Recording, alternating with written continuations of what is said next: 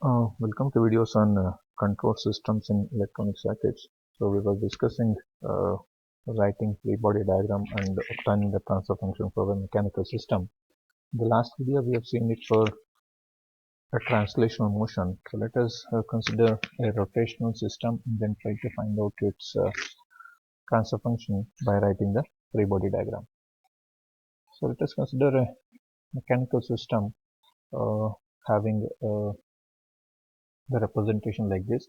So we have three inertias represented by J1, J2, J3, and this B1 is the friction force for only J3, and J3 and J2 are connected by a spring constant K2, and this B2 is the friction for J2. J2 and J1 are connected to each other through friction B12, and of course you can see J1 is connected to the rigid body with a spring constant K1. Now we are applying a torque here. Since we have three inertias J1, J2, J3, so we're going to have three angular displacements. So that's what is given here. So this is the actual torque. So one of the displacement for the given torque is theta1 for this. Since this spring will going to hold some rotation, so some displacement will going to hold it. So this J2 will have a different displacement T2, theta2, and this friction will also hold some rotational displacement. So J1 will have another different displacement of theta3. So corresponding to each of the inertia, we have theta1, theta2, theta3. Now this is identification of the angular displacement for the applied torque of T. We have J3 having a displacement of theta1, J2 having a displacement of theta2. So this J1 is having a displacement of theta3. So let us try to write its free body diagram. So as we know that since the torque is applied to J3, so there is a displacement of theta1. So there are opposing forces. One is due to, you can just go back and see. So due to J3 there is a opposing force, due to B1 there is opposing force, due to K2 there is a opposing force. So you can see these are the three opposing forces for this J3. You can see this is the acting torque. The opposing torque are exactly in the opposite direction. Now between J3 and J2 we have K2 is coming in between. So as we have seen here, so this is the one which is actually applying the torque to J2. So this opposing force for J3 will become the acting force for acting torque for J2.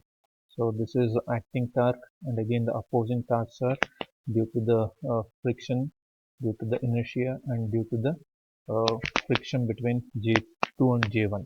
So as you can see here, between J2 and J1 we have B12 as a friction. So due to this B2, J2 and B12 are the opposing torques for this J2 due to the acting torque of K2. So this is the acting torque, these are the three opposing torques.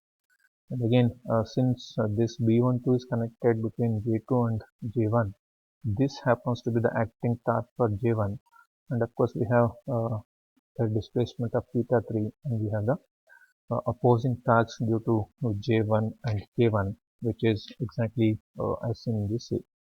So we have J1 and K1 which are opposing the torque that is being applied because of B12 and the relative displacement of theta2 and theta3. So after writing that free body diagram, next it is to equate the acting torque and the opposing torques as it is mentioned over here. So this is acting torque T, which is equal to J3 double derivative of the angular displacement plus B1 into derivative of the angular displacement and K2 into relative angular displacement of this K2, because K2 is actually having, on one end it is having a displacement of theta1, on the other end it is theta2. The relative displacement is theta1 minus theta2. So that's why it is written as theta1 minus theta2. So any element which comes between the two inertias or two masses will always have a relative displacement. As you can see, B1 is only to J3, so that's why it is having only one displacement. whereas K2 is between J3 and J2. So whatever associated with K2, we won't have a relative displacement. Similarly, this B12 is between J1 and J2. If we can actually see the force due to B12 is always have a relative angular displacement, which is theta 2 dash minus theta 3 dash. Now we can easily write the display transfer function equating the acting torque and opposing torque for the three different FBDs.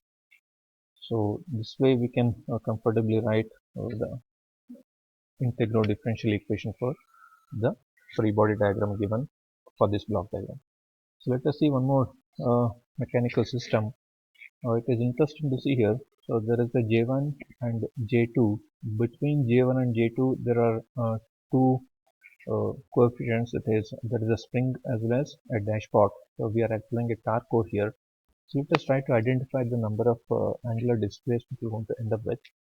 So as you can see here, even though we have only two inertias, the number of displacements are actually 3. So this is theta 1, because if you apply torque, this end will change by this end will rotate by an angle theta 1.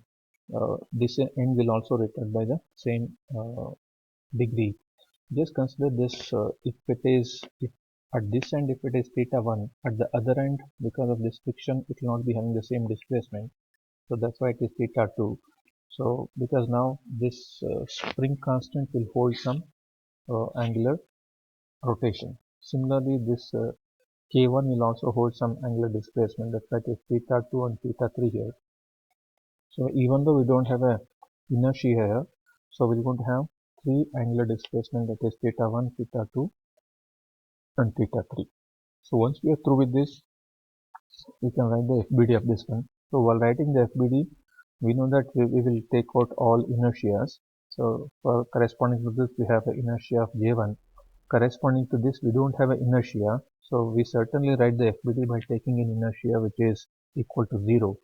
And we have another displacement which is angular displacement theta 3. So we're going to take the reference inertia as J2. So that's what you can see here. For theta 1 we have J1. For theta 2, since there is no inertia there, we just put J is equal to 0 and then write a dummy inertia. And for theta 3 we have J2. So let us go back and try to see how does it look like. Okay, this is how it is. For J1, for theta 1 it is J1. For theta 2, since there is no J, we simply put a J which is equal to 0. For theta 3, we have the corresponding inertia as J2. So that's what we are written here. So we are trying to write on either side of that inertia what is the acting torque and the opposing torques. So acting torque on J1 is T. The opposing torque is due to the J1 itself and the friction between the J1 and the K. Now you can see this torque will going to act on the other spring. So it will going to have a relative displacement. You can see since B1 is connected between the inertia J1 and the K1. So you have a relative displacement. And this K1 is connected between B1 and J3, sorry J2. It is also having a relative displacement. So whenever you have any spring constant or a dashpot, which is a representation of the friction. So since it is between theta 1 and theta 2, this will have a relative displacement. And since this is between theta 2 and theta 3, this will have a relative displacement. So once we are through with this, so we can simply equate the acting torque and opposing torque to get the equations. So we have T is equal to J1 theta 1 double dot plus B1 into theta 1 dot minus theta 2 dot.